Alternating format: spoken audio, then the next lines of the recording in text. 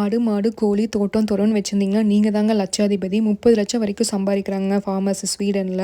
எங்க ஊர்ல சனிக்கிழமை சந்தை போடுவாங்க. அங்க ரூ. 150 எடுத்துட்டு போனா, எங்க அம்மா கட்டப்பை நெறைய காய் வாங்கிட்டு வருவாங்க. கூறு ரூ. 10 அப்படின்னு சொல்லிட்டு. பச்சை மிளகாலாம் கூறு ரூ. 10 அப்படின்னு சொல்லிட்டு 3, 4 கூறு அள்ளி போட்டு வருவாங்க. இந்த ஊர்ல பச்சை மிளகா ரேட்ட பார்த்து எனக்கு ஹார்ட் அட்டாக்கே வந்துருச்சுங்க. நம்ம ஊர் பச்சை மிளகா கிலோ ரூ. 5000 விக்குது. வர மிளகா கிலோ ரூ. 10,000. அந்த குட்டி காஞ்ச மிளகா இருக்குல்ல, இது கிலோ ரூ. 35,000 விக்குது. இங்க பெரும்பாலும் பீஃப், போர்க் சாப்பிட்றனால வெரைட்டியா பீஃபு, போர்க்கு நல்லா வச்சுப்பாங்க. கிலோ 3500 தொடங்கி 1,00,000 வரைக்குமே இருக்குங்க.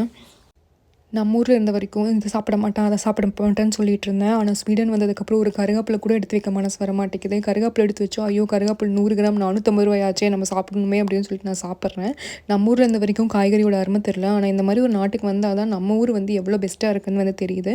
நம்ம ஊர் ஃபார்மர்ஸ் யாராவது இந்த வீடியோ பார்த்துட்டு இருந்தீங்க அப்படின்னா, இந்த மாதிரி ஊருக்கு எக்ஸ்போர்ட் பண்ணுங்கள், வரது ஜாஸ்தியாக இருக்குது, ரேட்டு கம்மியாக இருக்குதுன்னு கீழே கொட்டாமல் இந்த மாதிரி எக்ஸ்போர்ட் பண்ணிங்கன்னா நாங்களும் நல்லா சாப்பிடுவோம், நீங்களும் நல்லா சம்பாரிச்ச மாதிரியாச்சு.